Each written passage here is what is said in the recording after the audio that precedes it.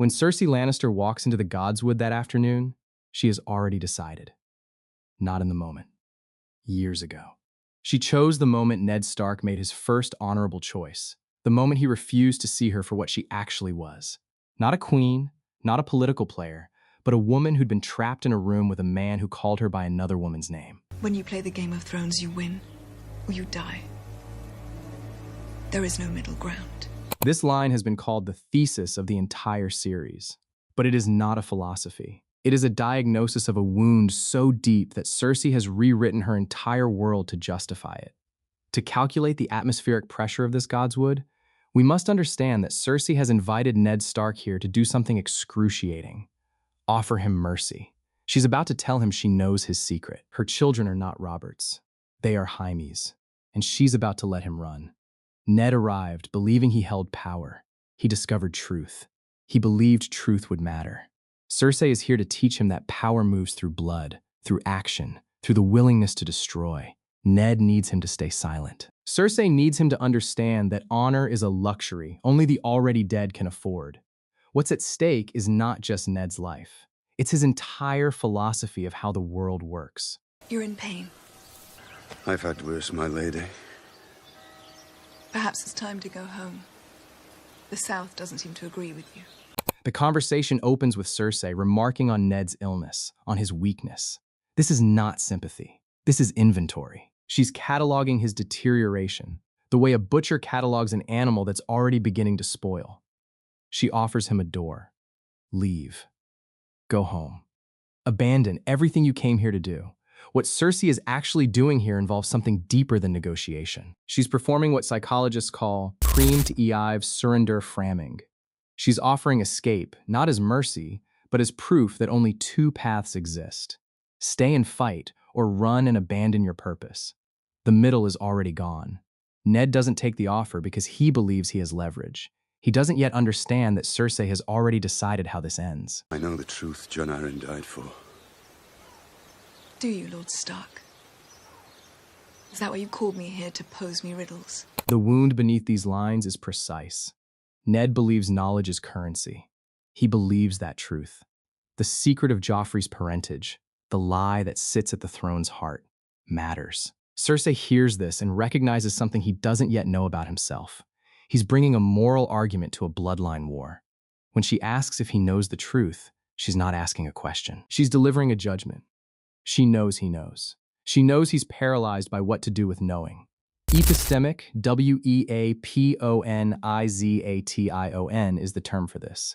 The use of what someone knows against their own ability to act on it. Ned is drowning in information. Cersei is swimming in certainty. The riddles she references are not her riddles. They're his. He's posing them to himself. What do I do now that I know? How do I act without betraying my code? Cersei already knows his code will betray him first. Jaime would have killed him. My brother's worth 1,000 of your friend. Your brother?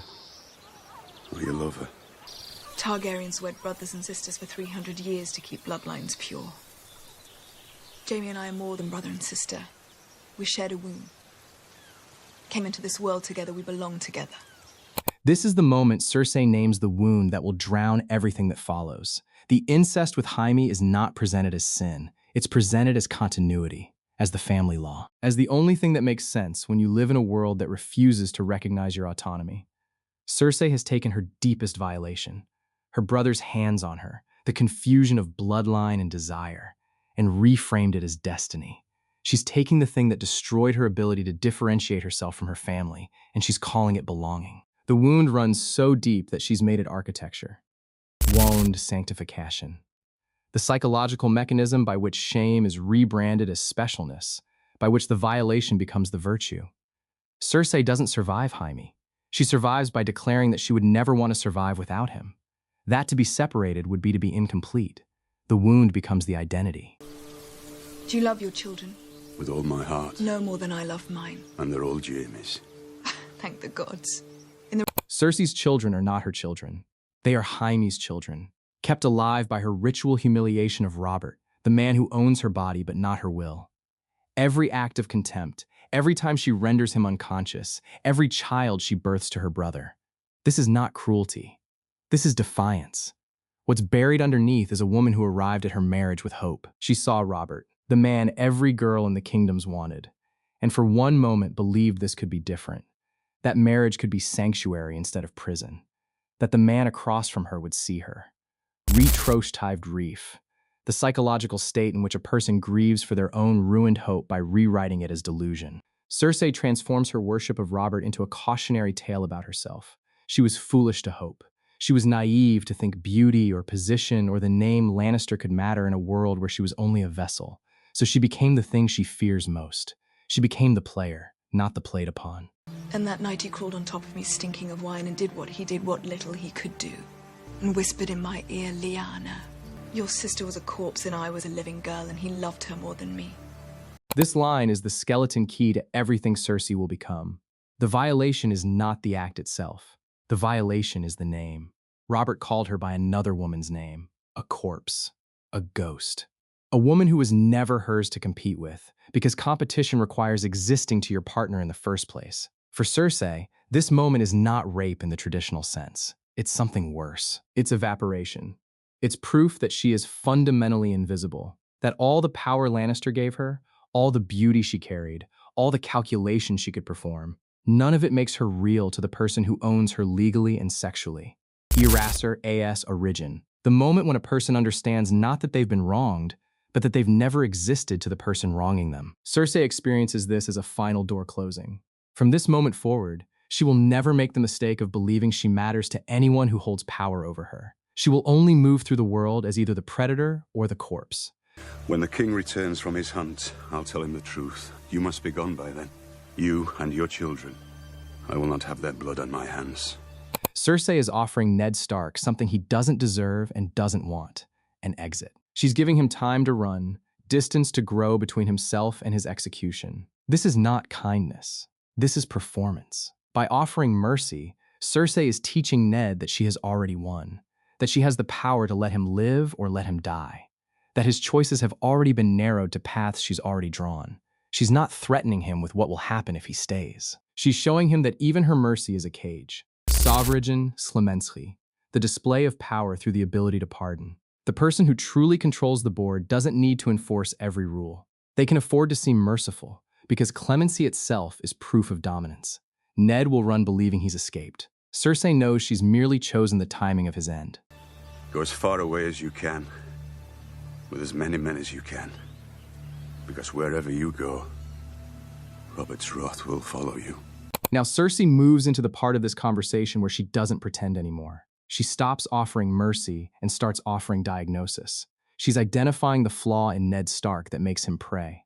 Ned had the throne. He had the power. He had the moment. And he chose honor instead. He chose to give up something tangible for something abstract. For someone like Cersei, this isn't virtue. It's pathology. It's the decision-making of someone who doesn't understand that power and survival are the same thing. When Cersei says this was his sad mistake, she's not insulting him. She's genuinely bewildered by his choice. In her world, such a decision is incomprehensible. It's like watching someone choose starvation over bread because the bread was stolen. The logic simply doesn't exist in her architecture. Reciprocal incomprehension. The mutual inability of two people to understand each other's value systems. Cersei and Ned are not enemies because they hate each other. They're enemies because they literally speak different languages about what matters. To Cersei, Ned's refusal to take the throne is proof that he deserves to lose everything. To Ned, Cersei's willingness to betray the realm is proof that she's monstrous. But here is the deeper truth neither of them sees. Cersei didn't become this way because she's naturally ruthless. She became this way because she was trained by every institution around her that women do not get to choose their own architecture. So she claimed the only choice available. She decided that if she was going to be destroyed, she would be the one doing the destroying. When you play the Game of Thrones, you win or you die. There is no middle ground. This is the thesis, the promise, the law she's written because the world wouldn't let her write her own life. Cersei is not threatening Ned Stark. She's offering him a cosmology, a framework in which there are no innocent bystanders, no third options, no possibility of mercy or neutrality. She's describing a world where the only way to survive is to accept that survival is mutually exclusive. Your life cancels mine. My life cancels yours. There is no compromise, because compromise is another word for slow death. Binary existentialism, the psychological state in which a person views all conflict as inherently zero-sum, where any outcome that isn't total victory is experienced as annihilation. This is not how politics actually works, but this is how Cersei experiences it, because this is how her entire life has worked. Every negotiation with Robert ended in her humiliation. Every attempt to mother her children within the bounds of queenship ended in their danger. Every moment she tried to play by the rules written by people who didn't consider her fully human. So she wrote new rules. Rules where she couldn't be crushed, because the only acceptable outcome is her triumph. She eliminated middle ground from her consciousness, and in eliminating it from her consciousness, she weaponized it against everyone around her. She doesn't just believe there's no middle ground. She makes it true by treating even small concessions as apocalyptic losses. But here is what the show never told you. In the source material, George R.R. Martin presents this moment from Cersei's perspective. Her internal monologue reveals that while she's delivering this speech with absolute certainty, she's actually terrified. Robert could return at any moment. Ned could seize power. The secret could break. She's not ruling from a position of strength. She's performing strength because the alternative is admitting she's been powerless her entire life. The book shows Cersei recognizing that Ned might actually do the thing she's threatening, might actually play the game by her rules, might actually reach for the throne. The possibility that he might actually destroy her family is the wound beneath the wound. Because if Ned becomes the threat she claims he is, then everything she's been saying about the world is true. And she'll be the one erased, the corpse that someone else calls by another woman's name.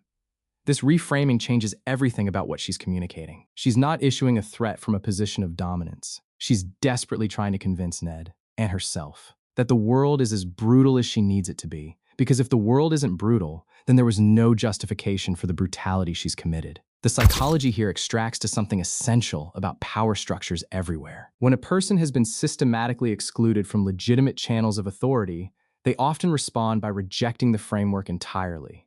They don't seek a seat at the table. They burn the table down and build a new game with rules that favor domination over compromise.